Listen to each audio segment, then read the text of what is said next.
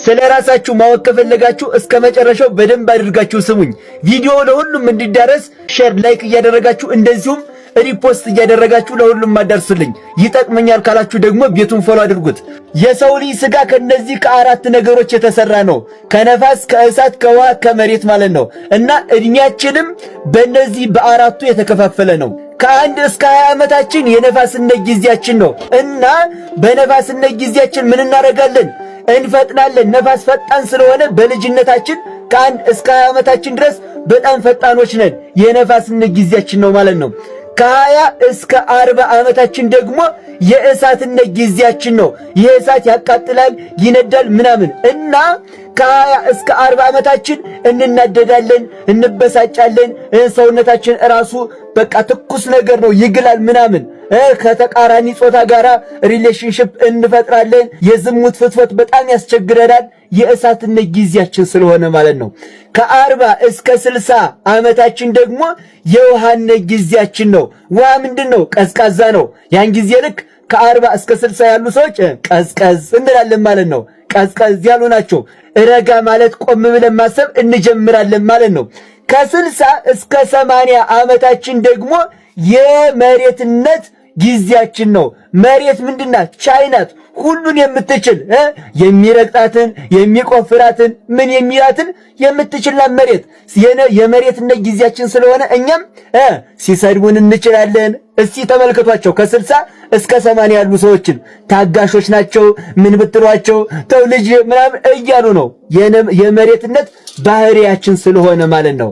ስለዚህ በእነዚህ በአራቱ ባህሪያት የተከፈለ ነው የሰው ዕድሜ ማለት ነው። ቅዱስ ዳዊትም የሰው ዕድሜ 80 ነው፣ ከዚያ በኋላ ያለው ሕማምና ምናምን ነው ብሏል። እናም ይኸውላችሁ ልነግራችሁ የፈለግኩ ቁም ነገር ሞት በየትኛው ዕድሜያችን እንደሚመጣ አናውቀውም። በነፋስነት ይምጣ፣ በእሳትነት ይምጣ፣ በውሃነት ጊዜያችን ይምጣ፣ በመሬትነት ጊዜያችን ይምጣ አይታወቅም። ስለዚህ ዛሬ ንስሐ ግቡ። ዛሬ ወደ ክርስቶስ እንመለስ። ዛሬ ወደ ሥጋው ደግሞ እንቅረብ። ሞት ሳይመጣ እኛ ወደ ሥጋው ደግሞ እንምጣ። እናንተ እስኪ የትኛው ጊዜ ላይ ነው ያላችሁት? እሳትነት ላይ፣ ውሃ ላይ፣ መሬት ላይ፣ ነፋስ ላይ? እስኪ የትኛው ላይ እንዳላችሁ ኮመንት ላይ ጻፉልኝ። ቪዲዮ ለሁሉም እንዲደርስ ሼር፣ ኮፒ፣ ሊንክ፣ ላይክ እያደረጋችሁ አዳርሱልኝ። ቤቱን ደግሞ ስለሚጠቅማችሁ ፎሎ አድርጉት። እወዳችኋለሁ። ክብር በሉልኝ። ንስሐ እንግባ።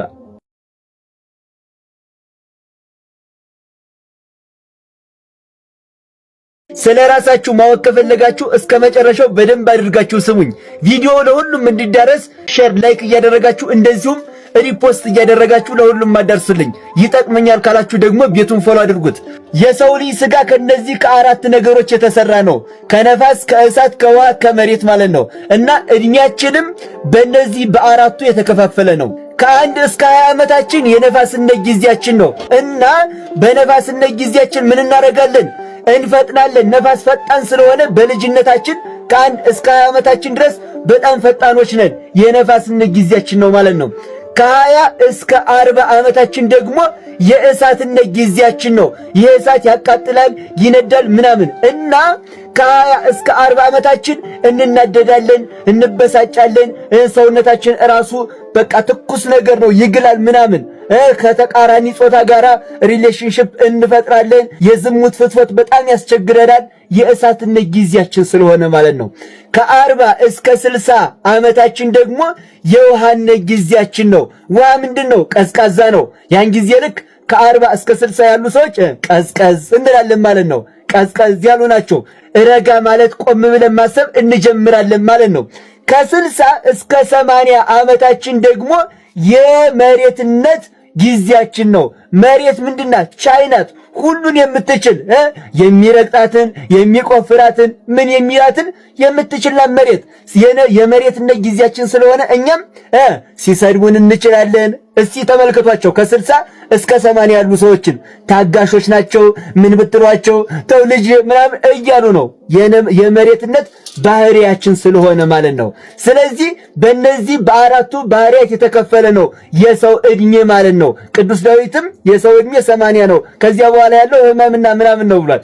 እናም ይኸውላችሁ ልነግራችሁ የፈለግኩት ቁም ነገር ሞት በየትኛው እድሜያችን እንደሚመጣ አናውቀውም። በነፋስነት ይምጣ፣ በእሳትነት ይምጣ፣ በውሃነት ጊዜያችን ይምጣ፣ በመሬትነት ጊዜያችን ይምጣ አይታወቅም። ስለዚህ ዛሬ ንስሐ ግቡ። ዛሬ ወደ ክርስቶስ እንመለስ። ዛሬ ወደ ሥጋው ደግሞ እንቅረብ።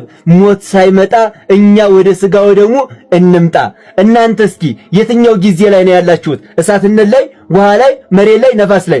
እስኪ የትኛው ላይ እንዳላችሁ ኮመንት ላይ ጻፉልኝ። ቪዲዮ ለሁሉም እንዲደርስ ሼር፣ ኮፒ ሊንክ፣ ላይክ እያደረጋችሁ አዳርሱልኝ። ቤቱን ደግሞ ስለሚጠቅማችሁ ፎሎ አድርጉት። እወዳችኋለሁ። ክብር በሉልኝ። ንስሐ እንግባ።